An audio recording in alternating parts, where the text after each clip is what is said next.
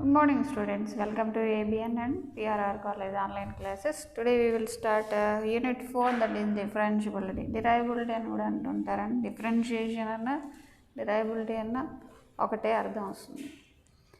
ఈ యూనిట్లో మనం ఏం చేస్తామంటే ఇచ్చినటువంటి రియల్ వాల్యూడ్ ఫంక్షన్ యొక్క డెరైవబిలిటీ చెక్ చేస్తాం. ఒక ఫంక్షన్ పాయింట్ వైజ్ డెరైవబిలిటీ, తర్వాత ఒక ఫంక్షన్ యొక్క derivability on an interval check చేద్దామండి. Okay, what is the definition of derivative of a function at a particular point C? Let us see. F is a real valued function and C is a limit point of S. Limit point అవుతూ ఉండాలి ఎస్కి, aggregate domain యొక్క limit point అవుతూ ఉంటే ఆ బిందువు వద్ద మనం derivability check చేయాలండి. Then we want to say that f is said to be derivable at C if and only if for given epsilon being a positive quantity we can pick up a delta which depends on epsilon as well as points such that modulus of f of x minus f of c by x minus c minus L is less than epsilon whenever modulus of x minus c is less than delta. మ్యాథమెటికల్గా అలా చదివేస్తూ ఉంటామండి. యాక్చువల్గా చెప్పాలంటే మనకి limit కంటిన్యూటీలో చూస్తున్నాము. ఒక function యొక్క continuity ఎలా చెప్పేవాళ్ళం, ఒక ఫంక్షన్ అనేది కంటిన్యూస్ అవ్వాలి అంటే definition epsilon and delta technique ఇదండి. దట్ మీన్స్ దీన్ని ఎక్స్పాండ్ చేసి రాసినట్లయితే ఏమొస్తుందండి,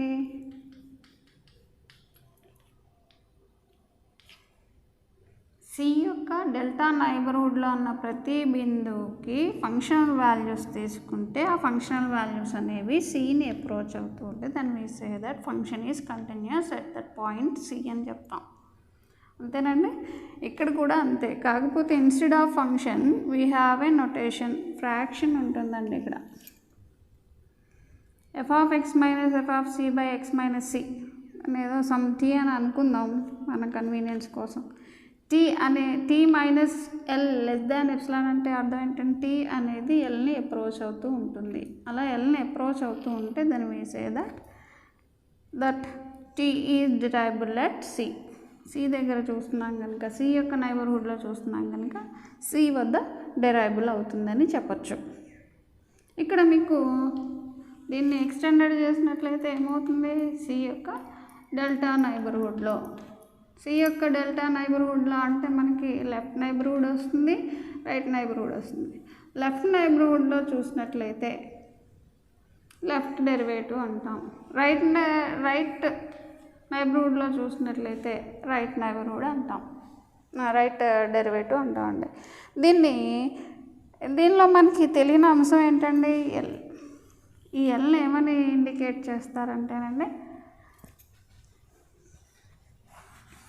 L is notated as derivative of f at c అని ఇండికేట్ చేస్తూ ఉంటారు. అర్థమైందండి. టీ అనేది డెరివేటివ్ ఎట్ సికి అప్రోచ్ అవుతూ ఉన్నట్లయితే then we say that T is derivable at that point C అని అర్థమండి. జామెట్రికల్ రిప్రజెంటేషన్ చూసినట్లయితే మీకు నోట్స్లో ఇచ్చున్నానండి. ఏదైనా కరువుకి ఏ పర్టికులర్ పాయింట్ టాంజెంట్ లైన్ని గీసారనుకోండి, ఏదో పర్టికులర్ పాయింట్ దగ్గర స్లోప్ కట్టడాన్ని డెరివేటివ్ అంటామండి. దీన్ని వివరంగా మీకు నోట్స్లో ఇవ్వడం జరిగింది, చూడండి అమ్మా. రైట్, దీనికి లిమిట్ నొటేషన్ వేసాం అనుకోండి, ఏ విధంగా వస్తుందో చూద్దామండి. లిమిట్ నొటేషన్ వేసినట్లయితే లిమిట్ ఆఫ్ ద రేషియో, దీన్ని అంతటినీ మనం టీ అనుకున్నాం కదా, లిమిట్ ఆఫ్ టీ ఎగ్జిస్ట్ అవుతూ ఉంటే వెన్ ఎక్స్టెండింగ్స్ టు సి, అంటే సి అనేది ఎక్స్ అనేది సిని అప్రోచ్ అవుతూ ఉండాలి. అది లెఫ్ట్ సైడ్ నుంచా రైట్ సైడ్ నుంచా మనం లిమిట్ నొటేషన్లో చూద్దాం. ఈ ఎక్స్ అనేది సిని అప్రోచ్ అవుతున్నప్పుడు టీకి లిమిట్ అనేది ఎగ్జిస్ట్ అవుతూ ఉంటే, ఎగ్జిస్ట్ అవడం అంటే అర్థం ఏంటండి, ఫైనైట్ క్వాంటిటీగా రావడం, ఇన్ఫినిటీ కాదండి. ఎగ్జిస్ట్ అవడం అంటే ఫైనైట్గా రావడం. ఎగ్జిస్ట్ అవుతూ ఉంటే then we say that function is derivable at that point C. ఈ విలువని ఈ లిమిట్ వాల్యూని ఏమని ఇండికేట్ చేస్తూ ఉంటాం, ఎల్ వాల్యూ ఏమన్నా అండి, డెరివేటివ్ ఎట్ సి. సి దగ్గర చూస్తున్నాం కాబట్టి డెరివేటివ్, ఏ దగ్గర చూసారనుకోండి ఏ అని మార్చేస్తూ ఉంటారు. ఓకే, అసలు లిమిట్ అనేది ఎగ్జిస్ట్ అవ్వాలి జీ అనే ఫంక్షన్కి ఏదో పాయింట్ ఆల్ఫా దగ్గర అన్నారనుకోండి, ఏం చేస్తారు మీరు? Left limit at alpha is equal to right limit at alpha అవ్వాలి, అంతేనండి. జీకి ఆల్ఫా దగ్గర లెఫ్ట్ లిమిట్ ఎంత వస్తుందో ఆల్ఫా దగ్గర రైట్ లిమిట్ అంతే రావాలండి జీ యొక్క ఫంక్షన్కి. అలాగే ఇక్కడ కూడా టీ అనేటువంటి విలువకి లెఫ్ట్ లిమిట్ ఎంత వస్తుందో రైట్ లిమిట్ కూడా అంతే రావాలి. ఆ రెండు ఈక్వల్ అవుతూ ఉంటే ఆ వచ్చిన విలువని ఏమంటారండి? Derivative at that particular point అని అంటూ ఉంటారండి. ఫర్ ఎగ్జాంపుల్ మీకు కాన్స్టెంట్ యొక్క డెరివేటివ్ ఎంత అని తెలుసండి? కాన్స్టెంట్ ఫంక్షన్ తీసుకుంటాం, ఎలా ఉందండి? అంతేనా? ఏ విలువ ఇన్పుట్ ఇచ్చినా దాని వాల్యూ కే అవుతూ ఉంటుంది. Constant where K is a non zero constant అని తీసుకుందాం. జనరల్గా మనకి derivative of F of X, దీని యొక్క డెరివేటివ్ కావాలనుకోండి ఏమైనా రాస్తూ ఉంటారు? కాన్స్టెంట్ డెరివేటివ్ ఈజ్ జీరో అంటూ ఉంటారు. అది ఎలా వచ్చిందండి? ఈ డెఫినేషన్ ద్వారా వచ్చింది, చూద్దామండి. Limit of F of X minus F of ఏదో సి అనేటువంటి రియల్ నెంబర్ని తీసుకుందాం. Every real number is a limit point it self. కాబట్టి సి అనేటువంటి బిందువు దగ్గర డెరివేటివ్ కట్టడానికి ప్రయత్నిద్దాం. లెఫ్ట్ డెరివేటివ్, రైట్ డెరివేటివ్ ఏదైనా ఒకటే అవుతుందండి. ఒకసారి మామూలుగా చూద్దాం. Is equal to limit of F of X అంతా ఎక్స్ ఇస్తే కే, ఏమి ఇచ్చినా కే వస్తుందని చెప్తున్నాడు. అంటే సి ఇచ్చారనుకోండి, ఎఫ్ ఎట్ సి అంటే k by X minus c and x tending to c is equal to 0 by something, limit of 0 by x minus c and extendings to 0 by something is 0. 0 యొక్క limit 0. అలా left side చూసినా right side చూసినా 0నే వస్తుంది. దీన్ని మనం ఏమని రాస్తూ ఉంటాం? ఈ లిమిట్ ఆఫ్ దిస్ వాల్యూని ఏమని రాస్తూ ఉంటామండి? This is nothing but limit at point c and that means ఇది limit of the function at c. C అనేది ర్యాండమ్ వాల్యూ. సి బదులుగా ఏ తీసుకున్నా బి తీసుకున్నా ఎంత తీసుకున్నప్పటికీ దాని యొక్క డెరివేటివ్ వాల్యూ ఎంత అవుతుందండి? 0. కాబట్టి కాన్స్టెంట్ ఫంక్షన్ యొక్క డెరివేటివ్ ఎప్పుడు కూడా 0 అవుతూ ఉంటుంది. అలా కాదండి, మీకు బాగా తెలిసినటువంటి మరొక డెరివేటివ్ చూద్దాం.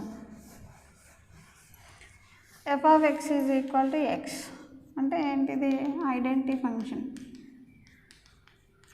ఎక్స్కి derivative with respect to x అన్నాను అనుకోండి, ఎంత అవుతుందండి? 1 అంటూ ఉంటారు కదా. అది వస్తుందో లేదో చూద్దామండి. డెరివేటివ్ కట్టాలంటే ఏం తీసుకోవాలి? ఏదో పర్టికులర్ పాయింట్ని కన్సిడర్ చేయాలి డొమైన్లో, which is limit point of domain. ఆ పాయింట్ దగ్గర particular ratio F of X minus F of C by X minus C అనేటువంటి ఈ రేషియోకి ఎక్స్టెండ్స్ టు సి అవుతున్నప్పుడు లిమిట్ని కట్టాలి, which is equal to limit of what is F of X here? X ఇస్తే X వస్తుంది, C ఇచ్చారు సినే వస్తుంది, ఐడెంటికల్గా వచ్చే ఫంక్షన్ కాబట్టి denominator as it is. Limit of X minus C by X minus C that is 1. 1 యొక్క limit same అవుతుంది because it is a constant. ఎంత వచ్చిందండి లిమిట్ వాల్యూ? 1. దీన్ని ఏమైనా ఇండికేట్ చేస్తాం? డెరివేటివ్ ఎట్ సి అంట. That means this is the derivative of the function at the point C. C బదులుగా ఏ ర్యాండమ్గా తీసుకున్న పాయింట్ కాబట్టి సి బదులుగా మరొక పాయింట్ తీసుకున్నప్పటికీ అదే విలువ వస్తుంది. కాబట్టి ఐడెంటిటీ ఫంక్షన్ యొక్క డెరివేటివ్ ఎప్పుడు కూడా 1 అవుతూ ఉంటుంది. ఇవి సింపుల్ ఎగ్జాంపుల్స్ అండి. What is derivative, how can we obtain derivative from the definition అనేది లిమిట్ నోటేషన్ ద్వారా చూస్తున్నాం. అదేవిధంగా మీకు ఎప్సిలాన్ డెల్టా టెక్నిక్ ద్వారా కూడా చూసుకోవచ్చు. మరొక ఎగ్జాంపుల్ చూసినట్లయితే మనకి derivative versus continuity versus derivative అనేది అడుగుతూ ఉంటాడండి. అదేంటో చూద్దామండి. ఒక ఎగ్జాంపుల్ చూద్దామండి. Prove that F of x is equal to mode X plus mode X minus 1 is continuous at 0, 1 but is not derivable at 0, 1 అని అంటున్నాడండి. 0, 1 దగ్గర ఇచ్చినటువంటి ఈ ఫంక్షన్ ఏదైతే ఉందో అది కంటిన్యూస్ అవుతుందంట, కానీ డిరైబుల్ అవ్వట్లేదని చూపించమంటున్నాడు. Let us see. అసలు ఫంక్షన్ అనేది ఏ విధంగా ఉందో ముందు రాసుకోవాలి. mod x plus mod x minus 1, 0కి 1కి పాయింట్స్ ఇచ్చాడు కాబట్టి 0 దగ్గర 1 దగ్గర అన్నాడు. కాబట్టి ఎక్స్ అనేది 0కి లెఫ్ట్ సైడ్ ఉన్నప్పుడు అంటే ఎక్స్ నెగిటివ్ అవుతుంటే ఫస్ట్ పార్ట్ ఏమవుతుందండి -x. ఎప్పుడైతే నెగిటివ్ అయిందో obviously it is less than 1, isn't it? 1 కంటే తక్కువైతే x minus 1 mod x minus 1 అనేది ఏమవుతుంది? మైనస్ క్వాంటిటీనే. అలానే if x value is positive, x value positive అయితే mod x వాల్యూ ఏమవుతుంది? Plus x. And suppose that this value is less than 1 అయితే second part నెగిటివ్గానే ఉంటుంది. అలానే x అనేది on the right side of 1, 1 కంటే ఎక్కువైనప్పుడు ఫస్ట్ పార్ట్ పాజిటివ్, అలానే second part కూడా పాజిటివ్ అవుతుంది plus.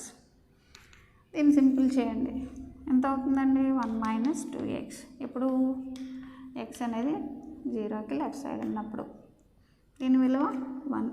If x is in the left side of 1 and is on the right side of 0, this value is 2x minus 1 if x is on the right side of 1.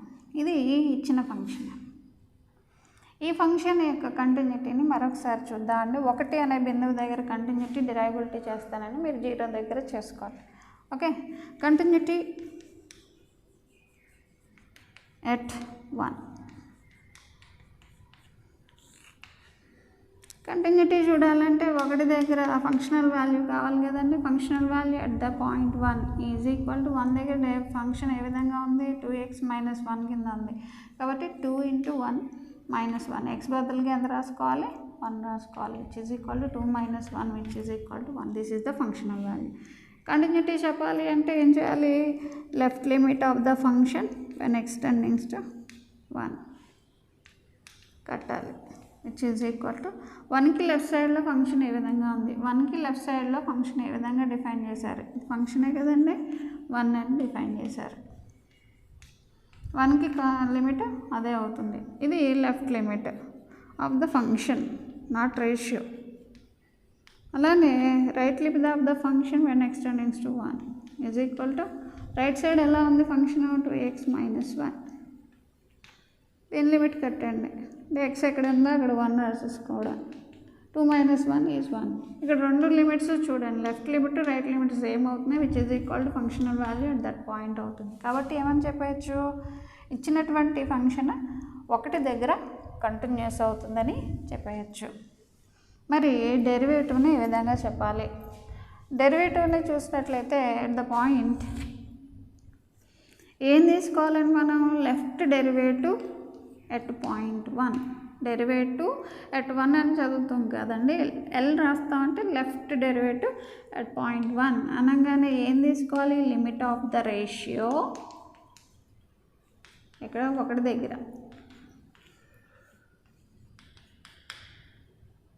దీని యొక్క లిమిట్ని consider చేయాలి, which is equal to limit of 1కి left సైడ్లో function ఎలా ఉందన్నారు? 1కి left సైడ్లో function 1గా ఉంది కాబట్టి 1 minus functional value at that point is 1, already మనం చూస్తున్నాం,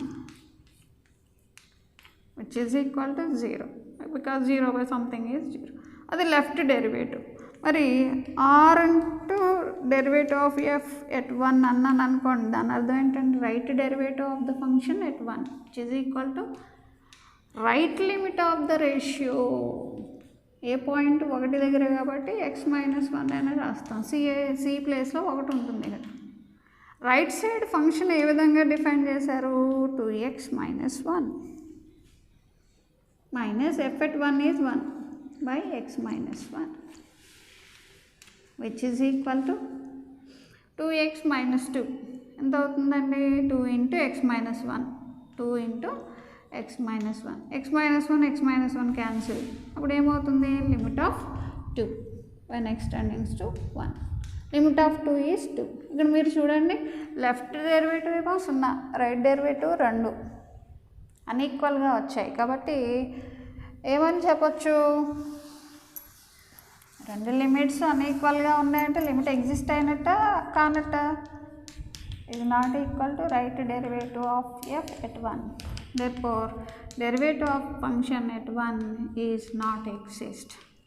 Derivative exist అవ్వట్లేదు అంటే implies f is not derivable at 1. A point దగ్గర చూస్తున్నామో ఆ పాయింట్ దగ్గర మనం మెన్షన్ చేయాలండి. అలాగే 0 దగ్గర మీరు ప్రయత్నించండి. ఇలాంటి లెక్కలు అడుగుతున్నాడండి. Okay, thank you.